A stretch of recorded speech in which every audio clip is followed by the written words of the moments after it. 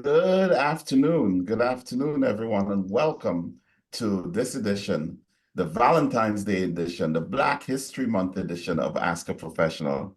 My name is Cadastre, and I am your humble servant, but also very, very proud board chair of the Black Business and Professional Association. And it's really, really nice to share with you today, to have some dialogue and to talk about all things BBPA.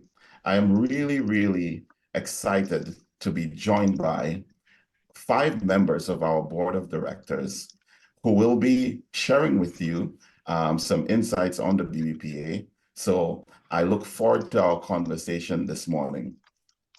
Before we get started, um, I would like to have everybody know that if you have any questions, you can pop them into the chat. We would be happy to address those if we have time today. And let's get started. So today we are joined.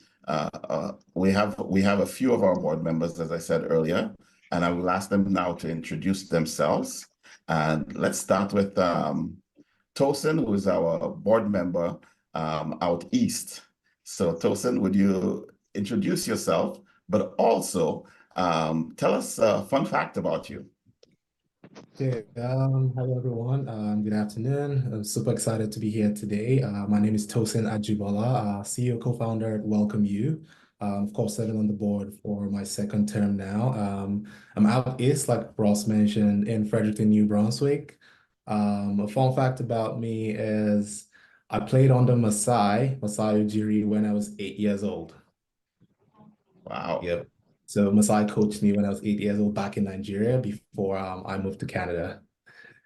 Wow. Wow. Yeah. Yeah, Yeah. Masai is one of my heroes when it comes. I'm a big basketball fan myself, and I know Tosin is as well. Tosin, I have to take you on one-on-one one of these days. Unfortunately, Absolutely. it will have to be on the game because I wouldn't be able to do it live.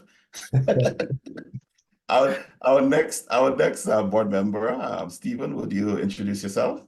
Thanks, Ross. Good afternoon, everyone. My name is Stephen Dorsey. I'm in Toronto, and I've been on the board now. This is my, I guess, second year, and really enjoying the collaboration, and always excited to engage with others in the community. So this is a perfect moment.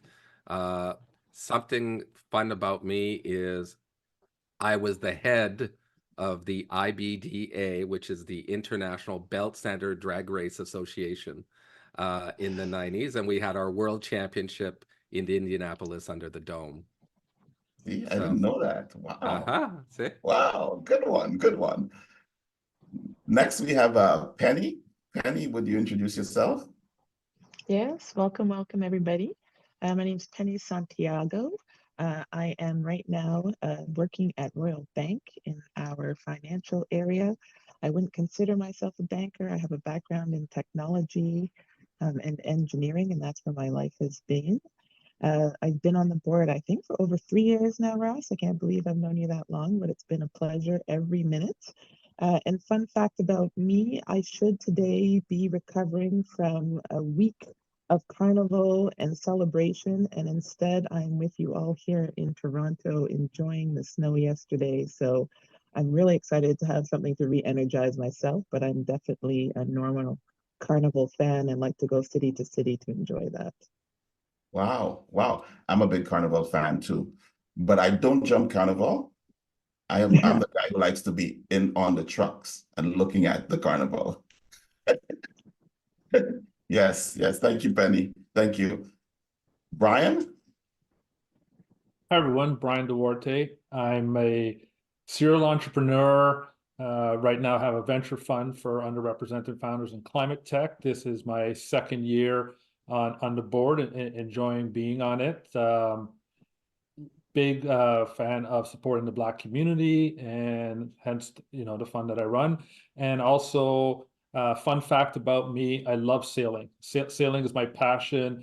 And I got the opportunity to do a 600 nautical mile race out of Antigua back in 2018. So it was fun and crazy all at the same time. So um, that's me. Awesome. Awesome. Another thing I will slip in there.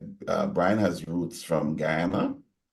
and he only drinks Guyanese rum. So don't offer him anything else because he would be interested. El Dorado all the way. All right, Carmen, would you introduce yourself?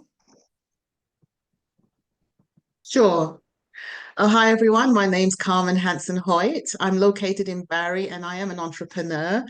I've been on the board for 3 years, and prior to that, I also sat on the Harry Jerome selection committee for 2 rounds, and I've also sat on the scholarship committee for 2 rounds. Fun fact about me that I don't think even the board members know is I'm a certified scuba diver. I'll leave it there. Wow. Wow. Have you been to St. Lucia? The best scuba diving is in St. Lucia. I have been to St. Lucia. Yes, I have. You see? Okay, excellent, excellent. Last but not least, our treasurer, the lady who manages our money, Camille, would you introduce yourself? Great. Thanks, Ross. Good afternoon, everyone. Really excited to be here. My name is Camille Stewart Edwards, and as Ross mentioned, I'm the treasurer. So in my other life, I would say, or in my other vocation, I am the VP Finance for Atlas Canada, so one of the largest logistics company. But I so thoroughly enjoy being a part of the BBPA and being able to give back and everything that's going on here. So pretty excited. Now, the fun fact about me, which I know I may have to dodge and run fast when I'm done saying this, is unknown to everyone. I am a die-hearted Golden State Warrior fan, and I know, Tosin, you are Raptors and all that, but I'm sorry, I'm just a Golden State girl. And yeah, I'll exit after this. Enjoy the rest of the time. I'm not going to comment because No. I love Steph Curry, so I'm not going to comment on that one. Yeah. And there's a little connection to Toronto, so you know. Absolutely. Right. Absolutely. Okay. So thank you for sharing, guys. As you can see, we have some great board members. I am pleased to work with these folks every day as we move the vision for BBPA forward. So I'd like to start off by asking Tosin a question, and can you share your vision for the future of the BBPA and how you see the organization evolving over the next few years to better serve its community and stakeholders? Well, thank you, Ross. I mean, I think it's straightforward in terms of the vision that we set out as an organization, and the fact that for me, what I see is I really want us to create wealth. I mean, getting on the board of the BBPA, I started to understand more or less of how much a dollar stays in the Black community, for example. And my vision for the future of the BBPA is to create wealth, right, and make sure that that wealth remains within the community for us to grow. And I mean, a lot of the programs, a lot of the things that we have in the BBPA is setting us on that path. So my vision is for the BBPA to be a household name, especially even on the East Coast. A lot of Black people are moving towards this region now, and there's a lot of support that I'm hoping, and I mean, we're working towards to ensure that we all benefit from, and we create that community where we have the right support, we have right access to resources, right access to funding to pretty much clear all the barriers that exist for Black individuals within the community, either an entrepreneur, or a professional who is trying to, create wealth, trying to strive, trying to be successful with what you have going on. So the vision is for the BBPA to be able to support such individuals, identify such individuals, and provide the right support to create lasting and wealth really within the community. Yeah, that's so great. When I think about our community, we add so much to the Canadian economy today, but we haven't been able to build the level of generational wealth that matches what we contribute through our careers and through our businesses. And I think you're bang on with the correct accesses and the programming and the stuff that BBPA does. We're actually building generational wealth for our community and its constituents. Stephen, you want to weigh in on that a little bit? Sure, I knew you'd come to me. Well, I want to echo what Tosin was saying. I think household name, really, I guess, grounding ourselves in being a truly national organization. I think that's, and we've seen the efforts over the last few years from coast to coast to coast. So I think that's important. I've lived in Vancouver, I've lived in Montreal, I've lived here in French and English. So I think the future for the BBPA is very exciting in terms of bringing even more Black professionals and businesses together from coast to coast to coast, not to forget the North.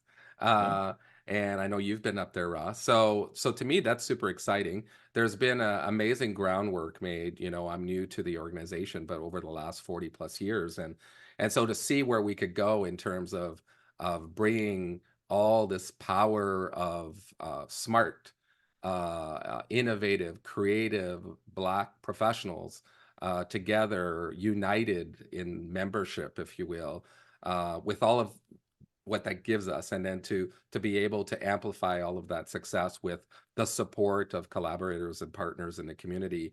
To me, that's where I see the future, and it looks very bright. I would agree. I agree. The future looks very bright. Or if we want to say the future looks very Black in a good way. Pennie, what does the BBPA mean to you personally? And how has your involvement with the organization impacted your view on its role within the broader community? You know, that's a really interesting question, Ross. And you know, my first engagement with the BBPA was actually not as a board member. I got involved with the BBPA over a decade ago as a sponsor representative for our organization, as one of the major sponsors, I think the key sponsor at the time. And back then, I really got to understand how much of a voice the BBPA plays for the Black community, and specifically for the Black business community. And I was really amazed on three pillars. I think probably the most well-known pillar, the pillar I understood before becoming involved, was around the pride they garner and the awareness they bring to recognizing the Black business and community achievements. You know, the Harry Drum Awards being, of course, the keynote, but a lot of different areas where they really just profile and amplify the successes of the Black community. And so that was the lens with which I got engaged. I learned a lot more about how we directly support youth and entrepreneurs. I think that is one of the things I took the most pride out of with the BBPA, is how many youth we gave from the scholarships programs to the different support programs helping people build their business. And then probably how we really build, and what I found most fascinating, to be honest, is how we act as that voice, almost like a lobbyist voice to government and to industry behind the scenes, in those sort of corridors of power, you might call them, where we don't always have a voice, to be there, to take what we're hearing from the community, to take the need that we see, and then be that voice to get funds, to get attention, to get space on mandates, to support the Black community. And so that's how I was inspired, really, to be a part of the organization. And then 3 years ago, I joined the board and got to see it all from the inside. And I tell you, that was a different lens, right? It was a lens where I could see that every single person working in the organization, and that's every person, was doing it as a labor of love and of passion. It was driven from a deep-seated need to really give back to the community, to help it flourish, to almost, and I hear you talking about this often, to pave the way for those coming behind, to plow it if we need to, so that they'd have an easier path to all the success that many of you on the board have built for yourselves and with partnership with others. But then I'd say another lens dropped soon after joining. It's been an eventful 3 years for all of us, right?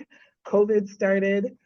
For Black businesses, often it was a tough time of reinventing themselves. It was a tough time for businesses in general. How do I navigate? How do I survive? How do I have a voice in getting support? And so stepping up to that. And then, of course, came the time of George Floyd. And the place that we played in the community as a BBPA, talking to organizations, talking to industry, talking to government, who were maybe listening for the first time with different ears, right? I just had a real respect for how the organization stood up, took the feedback of the community, and once again, you know, had a place in those conversations. So I would say, to me personally, it's had a really changing view as I've gone from sort of outside to closer to inside. And the organization continues to grow. And so when I hear Tosin and Stephen talking about their vision for the future, completely tied into where I think we're going and really building on that legacy of years that the BBPA has behind them. So I know you probably wanted a quick answer from me, but when you asked me that, it just started me reflecting. There's just so many places we play in the broader community that it's exciting to think about. Yeah, and that's great. And if you think we talk about just the last 3 years, the last 5 years, even from an evolution as an organization, and perhaps sharing a little bit of our evolution. I joined the board in 2018, 2019, at a point where BBPA was doing a few programs, and we accelerated that to 20 programs. Never had done that many programs before, with a very operational board, okay, and a great president in Nadine Spencer at the time, very driven, very focused, and we got to do more. We have to do more, and we started going down that path as an organization. And you talk about the commitment of all the people around the board, but also the paid staff. It wasn't a job. Absolutely.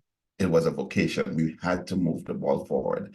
And then COVID happens. And then we start getting calls. I remember we had a 24-hour line for businesses to call in. And that was manned by our president, picking up the calls and hearing from entrepreneurs talking about, I can't pay my rent. And I'm not talking about my business rent, my own rent, because nobody's coming through the door, and going through that challenge, and now evolving as an organization to where we have more of a structure, and we've moved into having a new CEO, and I'm sure most people on the call are aware that Leanne Hanaway, our new CEO, and you will hear from her. I'm hoping we can get her on and Ask a Professional very soon. And going through that evolution, I think the future looks bright for Black Canada. I think the future also looks bright for the BBPA. So thanks for that input, Pennie. Bryan, the man who likes his Guyanese rum. Looking ahead, if you were to just think ahead, what key initiatives or maybe strategies are you most excited about implementing? And how do you plan to engage and involve BBPA members in these efforts?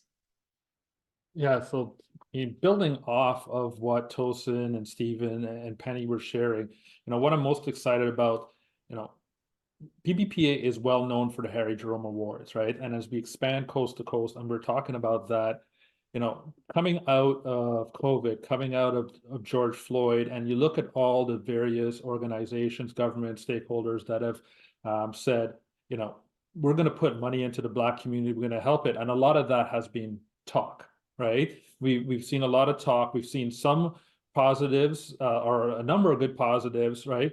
But not enough. And I think partly it's, we as the Black community show up a bit fragmented sometimes. We've got so many different organizations. But here at the BBPA, we're 42 years old, right? We've been here. We've got a track record. We've been doing this a long time. So one of the key initiatives is to seeing the BBPA as one of the lead organizations, bringing together other communities, other organizations in the Black community, and under, say, our leadership, to help bring it forward and do a collaborative agenda working together. So I'm really keen on working with all the different organizations. I myself work with like the Black Founders Network in the University of Toronto, the Canadian Black Chamber of Commerce, the Black Entrepreneurship Alliances. All these different organizations offer different programs, but how can we work together? How can we work together with the Black North Initiative, the Black Opportunity Fund? So that to me is really key going forward.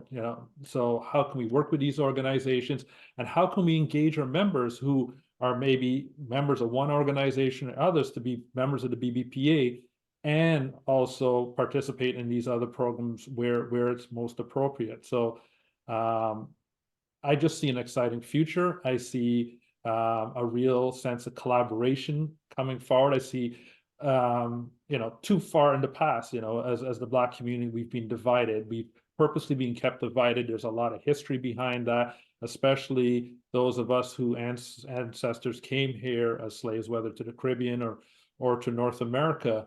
And how do we overcome that? How do we overcome that, to, as Tosin was talking about, to help build generational wealth so we all succeed together versus individually? So to me, that's the key initiative, is moving forward together for the future. You know, I totally agree with you. Together, we can achieve much more. And, you know, I reflect back on some in my career or my business. I spoke in our industry, and I spoke about, you know, what was the biggest success for me personally through COVID. And it was about partnership. It was about collaboration. It was about coming together and not fearing competition in my industry, that is, and really achieving greater things than I could achieve by myself. And I think you're right. As a community, as organizations, we really have to really focus on collaboration and how we collaborate, because we all come with different strengths, and we all come with different histories and different abilities that we can bring to the table. I love that. I love that, and I'm a big supporter of that. So great. If you're joining us, if you're just joining us, you are inside the place to be, Ask a Professional, every Wednesday. So thank you for joining us. Thank you for being here and being a part of the conversation. Feel free to ask a question if you have any questions in the chat group, and we'll be happy to take them and answer them as well. Now, I would like to move on to one of our older members of the board as far as tenure, Carmen, and she served in many different areas, as you heard before. So Carmen, what do you see as the biggest challenge facing the BBPA today? And what are the strategies being implemented to address this challenge, ensuring that the organization remains resilient? Wow, that's a $64 million question, Ross, you know, and if I knew the answer to that wholeheartedly, I'd be a rich woman. But, you know, suffice it to say that our challenge is always getting those funds that we deserve to support our community. And, you know, we pound the pavement, we tell our stories, to governments and to other partners that will, you know, listen to us and align with us and our vision.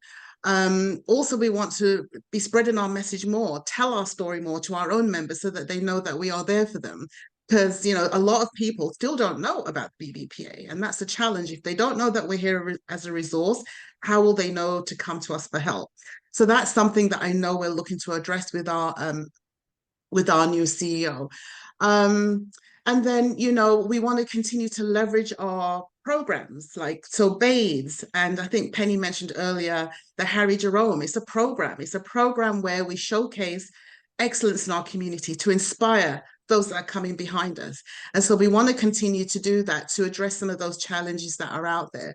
But, you know, funding, money is important, money talks, and our business communities need access to funds to scale up, to level up, or even to start their business. So, you know, we have a focus on trying to address that. And I look forward as with most of you to how we will put that into action in the years to come.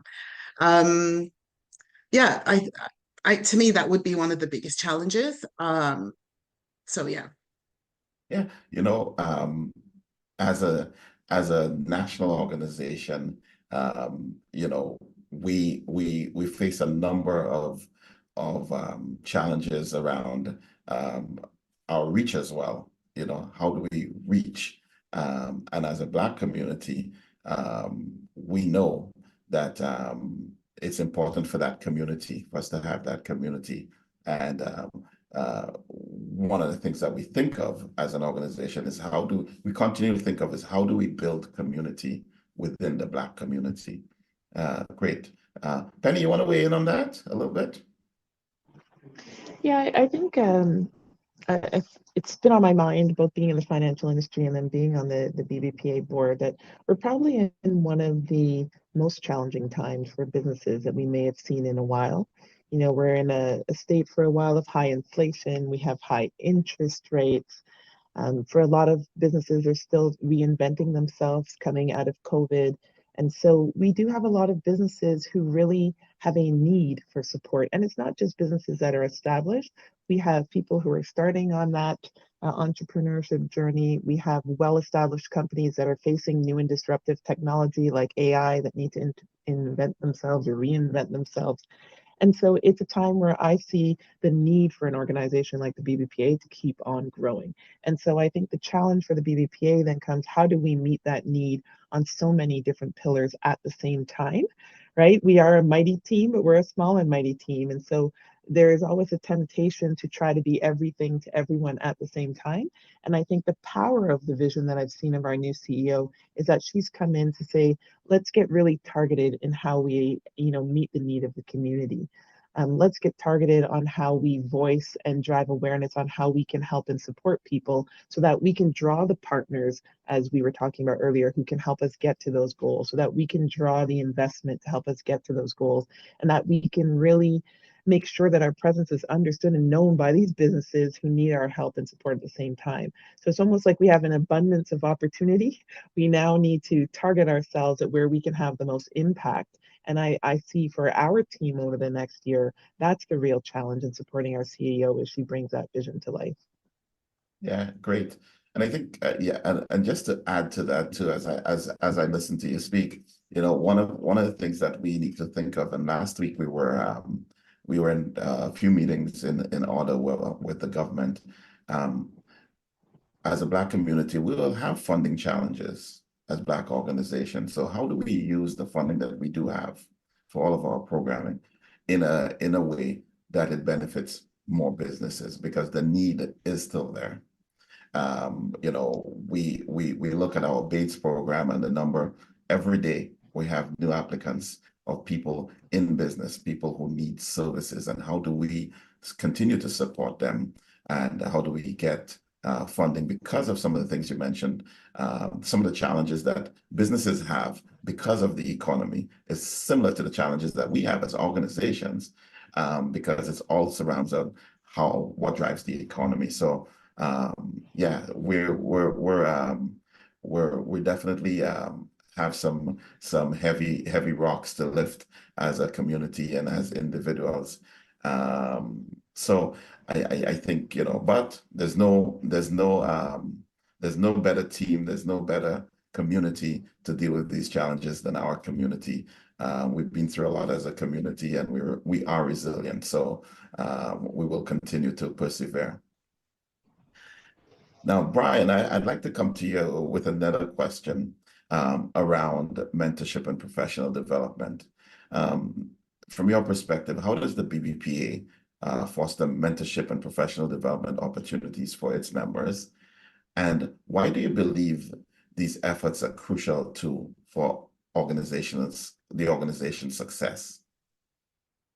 Thanks, Ross. So I'll answer that from two perspectives. You mentioned before that we were offering up to 20 different programs throughout the BBPA. So you are looking at members have the ability to avail themselves from any number of these programs, whether it's BAIDS, whether it's taking advantage of the rise of women's competition, on all the different programs that we offer. There's even, a member advocacy. As you mentioned, we were, in Ottawa. You were in Ottawa last week, representing BBPA, working with other organizations, where we're looking to gain our support from partners, looking to gain our support from the government, and that's all towards the benefit of our members, right? And during COVID, BBPA had that hotline going, so we're doing a number of things already for members, but I'd say we can do more, right?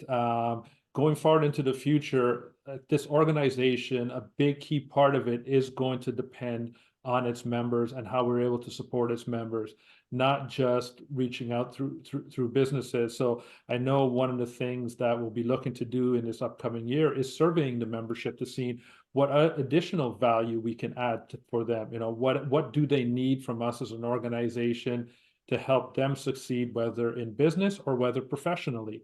I think we've done a lot for businesses, but on the professional side, I think there's more we can do for those members.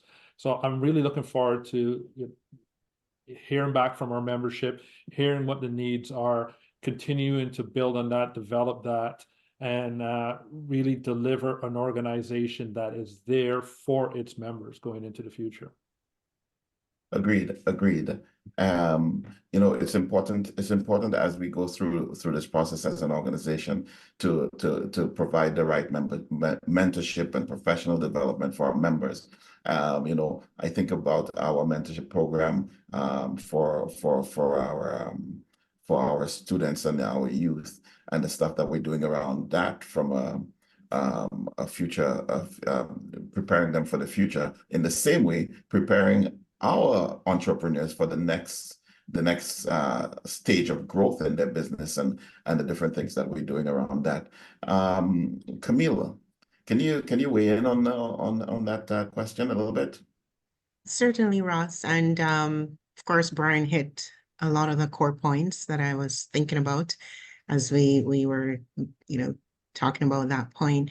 Now, the other aspect of it that I'm reflecting on is the core of our association is business and professional. And there is, we understand there are the restrictions, there are the limitations, but we are so we have so many assets amongst us, intellectual assets right here, looking at this quorum here or this, this group, and there's excellent intellectual assets here.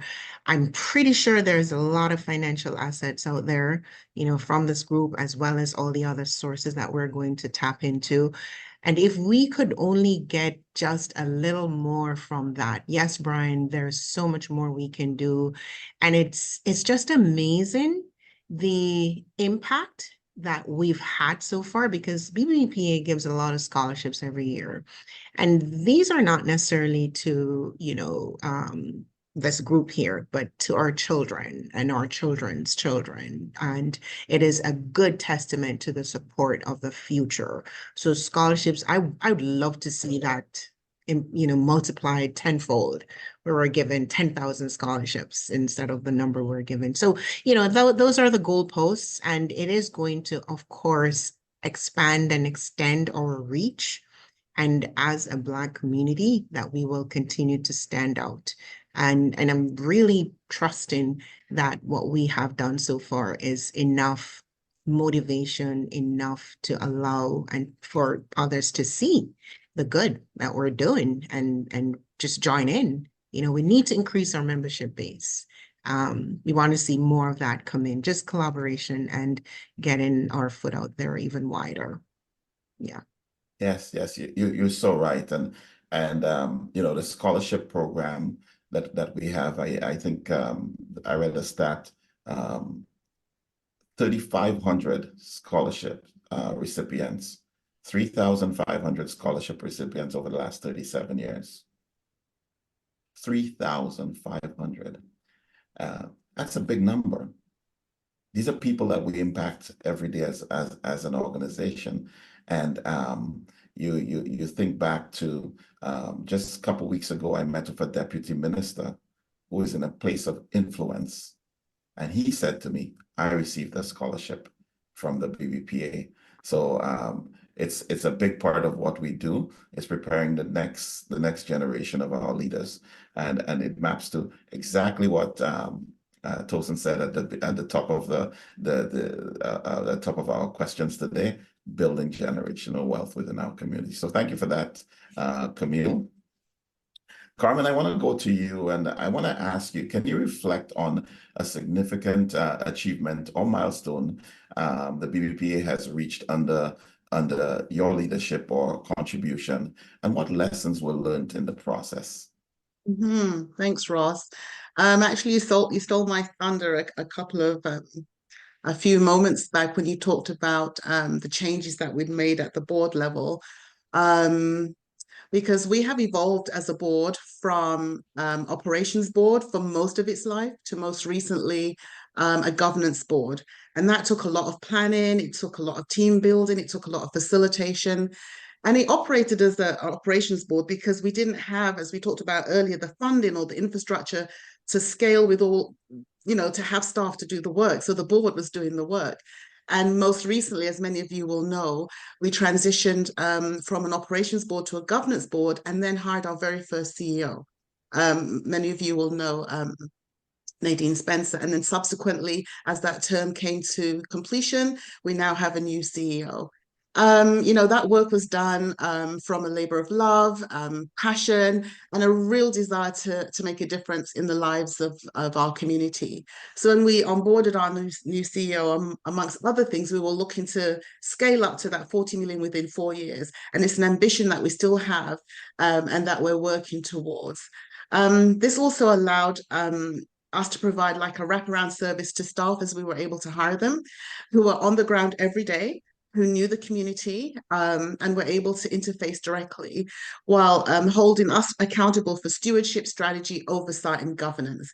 And for me, the takeaway from that process was the importance of leadership. Having strong leadership is important to an organization, whether that's at the board level or whether that's at the operation level. And both play a strong role, equally and different. And it's critical to how we position ourselves in the future going forward. And if I might just steal one more in, Ross, it was the BADES program. The BADES program in the last couple of years, I believe, went national. Not that we were not a national organization, but we were very intentional about going on a roadshow across Canada and showing up in places as far as Nunavut.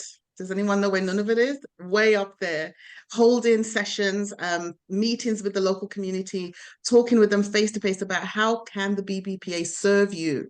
And so that was really groundbreaking. It took a long time. Ross, you can probably talk about that a little bit more.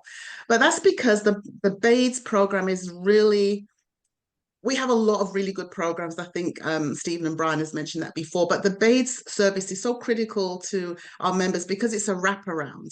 And typically you have to pay a lot of money for these services. But with our partners and with the funding that we've received from the government, we've been able to actually have professionals provide these services to our members to help them grow and scale.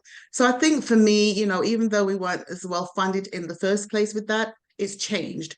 And so I see those as two major things that happened during my time on the board.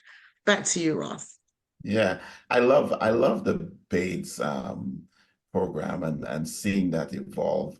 When we if we talk about a milestone, when we had our first when we started BADES with some money from RBC, and and opened the doors to BADES. And I must say this, in the inception of that program, some of the board members gave their professional expertise for free at no cost because the funding wasn't in place to help some of the businesses go to that next level. And now we have businesses that have moved from catering service to restaurants. We have businesses that move from selling their hot sauce strictly through online, through a website, to being in large retail stores.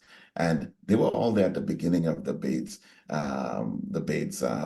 program. So, we were an operational board when we started down this journey a few years ago, but it was necessary, because had we not done that, and had our board members not put their hand up to say, we're going to get this done and we're going to use our resources, we would not have the proof of concept to be able to ask for more funding, to be able to do more, and to show that it could be done. And it was tough, right? It was really, really tough in those days, but we as an organization persevered. And I am proud to say that, this is one of our flagship programs in the BBPA for now. So looking forward to more. Stephen, any thoughts on that? You're a new member to the board. Over your time, anything that you see?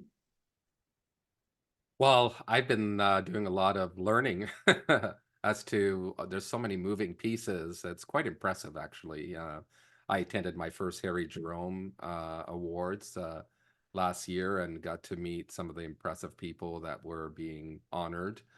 So that was, and really, that's actually the one thing that's really comes to mind is, I've been talking to many people now during Black History Month, and some even asked, do we need Black History Month? And I said, of course, right? And so I think one of the things that the BBPA does through the Harry Jerome Awards and beyond is bringing a spotlight to Black achievement.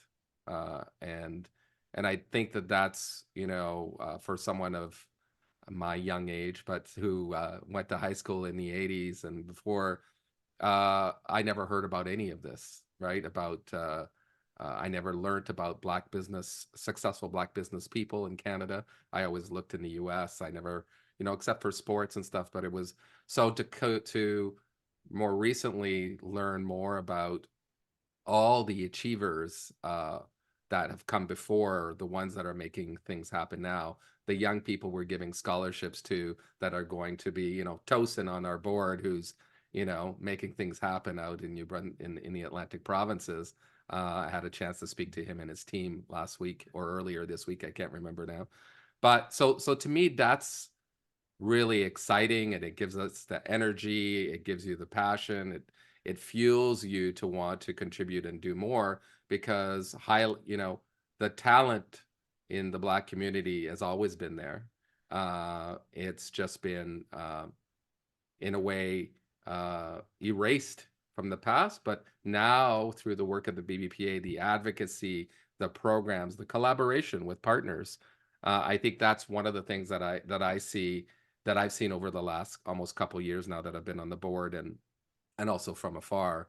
That's super exciting to see that organizations like the BPA are super important, right? They play a critical role to bring people together, to bring the community together, to elevate, to fuel, and to bring that passion. And so to me, that would be one of the most exciting things that I've experienced. Yes, you're very right. You're very right. And a lot goes back to, that Black excellence and showing Black excellence through the Harry Jerome Awards, and having the youth who may be scholarship recipients being able to see what they can be, right? And I think that is something that that we overlook because we think, okay, we're going to the Harry Jerome Awards and we're just going to a gala, we put on our suits and we go. But the impact of showing Black excellence, I always talk about President Obama. The biggest thing that he did in his term, the biggest thing that he did was to show other Black people that they can become a world leader one day, right? That's the biggest thing, and because he reached that achievement, we think now that it's possible to do so. So I thank you so much for that feedback. Now I was looking at the chat group here, and there are a few questions. So I think Bernadette has a question. Can you elaborate on the role of a board member in your region, and are they to do individual outreach, or is their role only as a BBPA board member? Well, as Carmen had mentioned earlier, we were moving from an operational board to a governance board. So the board is not responsible for outreach, but we have a team at the BBPA. So if you have any questions, you can reach out to. And Bernadette, I think we've spoken before, and I think you're well aware of Francis and the team at the BBPA who can support you if you have any questions with regarding that. There's another question. Is there any way that some of these sessions can happen in the evening, as many entrepreneurs may not be able to take lunchtime to participate? I will leave that to our team at BBPA to take that one away and make a decision around that. Is there any data or demographics of your scholarship recipients as to who's receiving this money? Yes, we have some data around that. we have some data around the scholarship recipients. I will say scholarship recipients are from across the country, across every Black community, and we have some data where that is concerned that I don't have now, but there is data that we can find. Okay. Also, we have a question. What is the term, the length of term of the board? The board has a cycle. So each person on the board has a 2-year cycle and can be eligible to go back again. If you are interested in joining the board, take a look out for our newsletters and on social media. There's a call for nominations, and you can be a part of the board if you so wish to join us on this journey. All right. Another question: is there a database of recipients for Harry Jerome? And Tosin has been kind enough to send a link to that, so thank you for that. When is the nominations to the board, and when is the AGM? I believe Monique asked that question. So our next AGM, we had an AGM scheduled in December that we weren't able to execute on. So our next AGM will be March 7th, and our team will be putting out some information where that is concerned. So look out for that information as well. Okay. Any other questions? Ross, I just noticed there was another question from the same person. She has the BBPA considered having monthly payment opportunities for entrepreneurs? Great question. That is a great question. So one of the things that we're with our new CEO that we'll be looking at is membership. How do we grow our membership? And when we talk about membership, not only our individuals and our professional membership, but our corporate membership, which are entrepreneurs like startup entrepreneurs, or corporate bigger organizations. So this is something that will be considered for membership. But I expect in the next little while that we will be doing a big ramp up on our membership, because I think it's important. I think it's important for us to grow that membership across the country and really build the organization, because the more voices that are involved in the organization, the larger our voice to corporate Canada, the larger our voice to the government, all levels of government. So it's very important that, and to Bryan's point earlier, it's very important that we come together and we have those conversations. Ross, there were a couple more questions right at the top. I don't know if Bryan wanted to respond to one of them. And then there was another one. Are there any board members from the East Coast, i.e. Atlantic Canada? That was by Bernadette. I answered that. You did already? Oh, okay. Yeah. Yeah, Yes. the one to me too as well. Mm-hmm. Yeah. Yeah, so we got Tosin Oh, okay. East and Rustam Southwell, who's unfortunately not here with us. In the East. In the West, we have Charles Buchanan. And if you tuned in last week, he was on the panel last week, and Charles is situated in Calgary. Awesome.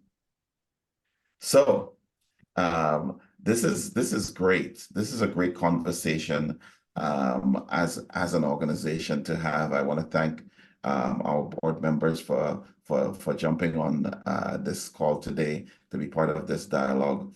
As you can see, we are a growing organization and will continue to grow. I will take this opportunity before we go on to personally invite every one of you to the Harry Jerome Awards celebration, April 27th this year. Our team is putting a lot of effort in the background to get everything in place to welcome everyone on this call to Harry Jerome's. So tell a friend to tell a friend. Please join us. It's going to be a great celebration. It's going to be a night of reflection, a celebration, and looking at the future.